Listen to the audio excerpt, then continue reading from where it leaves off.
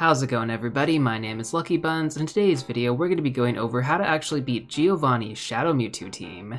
Now with that being said, as always, if you guys do end up enjoying this video, if you do find it helpful, please make sure to smash that like button down below. It helps me out a ton with the YouTube algorithm.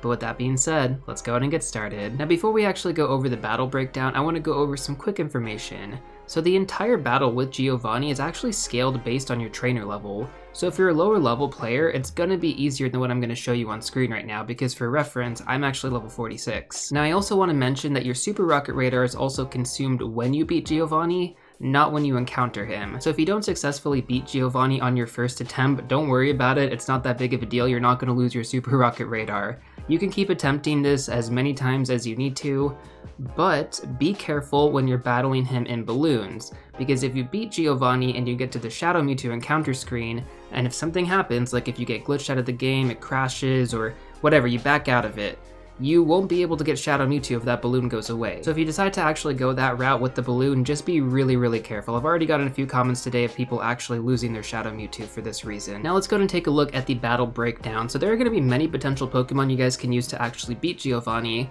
but I did receive a lot of comments asking if I could showcase a team for lower level players. So for this video, I specifically picked Pokemon that are going to be relevant in the Great League, so all their CPs are going to be 1500 or lower, which means if you have any of these Pokemon I'm about to mention at a higher level, or higher CP I should say, you should be able to get through these battles much smoother. Now when it comes down to the battle for Giovanni, his entire team is actually going to be structured a little bit differently each time. So what that essentially means is that his first Pokemon is going to be Persian, but it could have two different fast moves. His second Pokemon in his lineup could either be Rhyperior, Steelix, or Nidoqueen, and we don't know which fast moves those are going to have either. And then finally, the last Pokemon is going to be the respective Shadow Legendary, which in this case is going to be Shadow Mewtwo. Could have either Confusion or Psycho Cut. Both are going to hit you pretty hard though. So let's start to break this down step by step. The first thing that we got to focus on is burning the two shields and getting rid of Persian.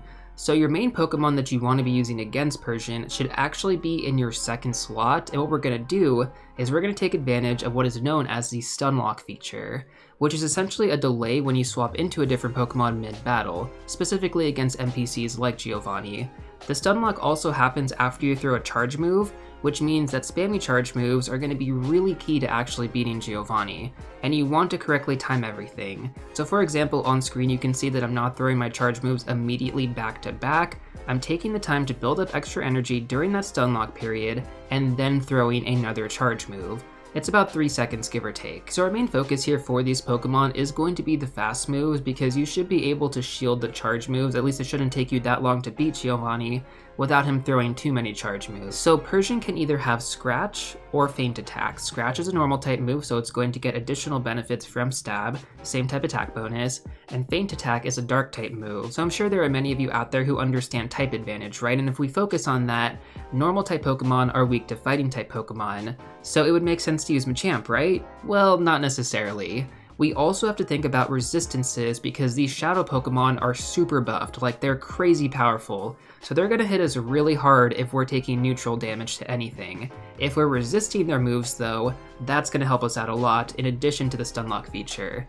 This is why a Pokemon like Obstagoon with Counter, plus Obstruct, or Night Slash, or even Cross Chop. Now Obstruct is a Calm Day moveset, so if you don't actually have Obstruct, you can still run Counter plus Night Slash and Cross Chop. It'll still be okay. And if you're wondering, well, that's going to be really expensive, right? Obstagoon is actually one of the most budget-friendly PvP Pokemon out there, because the secondary charge move only costs 10,000 Stardust and 25 Candy. And we recently just had Zigzagoon Calm Day earlier this year. So I'm confident if you didn't just start playing Pokemon Go like yesterday, many of you probably do have Obstagoon from earlier this year, and when I say that, it's really more like a few months. Now in terms of the move Obstruct, what this is going to do is it's going to boost your defense and then lower your opponent's defense. So you're constantly going through the battle, raising your defense and lowering their defense while hitting them with Counter. That's really good. Although if you are going to be using Obstruct, it's going to take you 6 counters, so slightly longer, making it a little bit more difficult to stun lock, opposed to if you just went with Night Slash or Cross Chop, which are only going to take 5 counters. I've already sort of mentioned this, but the key here is just spamming your charge moves as much as you can to get that stun lock, and then just keep repeating the process, kind of not allowing Giovanni to actually even hit you once. which is possible if you actually build up enough energy and kind of keep that momentum going. So you guys kind of get the idea in terms of beating Giovanni's Persian. It's pretty straightforward if you actually use a Pokemon like Obstagoon. You could also use Pokemon that have access to Power-Up Punch like Medicham, Scrafty, Buzzwole, Lucario even. They all have access to Power-Up Punch, and it only takes 5 counters to get to it. And what that move does is that it boosts your attack by 1 stage every time you use it. So you're constantly going through, like you're burning through the shields on Persian, and you're getting more powerful counters each and every time. Now let's go and take a look at the second Pokemon. So again, this could be either Rhyperior, Steelix, or Nidoqueen. I've only encountered Giovanni with Rhyperior so far, but I'd have to say, if you ended up getting Steelix, it would more or less go the same if you decide to stick with a counter user. Now depending on how your fight went with Persian, you should be coming into this battle with a much stronger counter if you were using Power-Up Punch, or a really strong defense if you were using Obstagoon. Either way, you should be okay. And if you don't want to use that Pokemon and you want to swap out to a different Pokemon, that is also valid. I'm actually going to go over a few other Pokemon right now that you guys can use specifically for this matchup, and it doesn't matter if it's Steelix, Rhyperior, or Nidoqueen. All 3 of these Pokemon are actually weak to water type moves. So if you have any Pokemon with Muddy Water or the Weather Ball Water move, that'll be your best friend in this situation, and you can use this to stun lock over and over and over again until you finally take down this middle Pokemon. So my top recommendations here for any of these options would be Galarian Stunfisk or Swampert with Mudshot, and then you want to have Muddy Water as their charge move. And like I mentioned earlier, you can also use Pokemon that have access to Weather Ball, the water version, such as Politoed, and once again, Politoed also has access to Mudshot as the fast move. Now even when I was testing out a Shadow variant with Politoed, I was able to get the job done. So Shadow variants are 20% weaker compared to their normal variants. They are going to hit harder though, to be fair, but you know, taking advantage of the stun lock really did make a difference. Now finally, let's talk about Shadow Mewtwo. This thing hits really hard with confusion.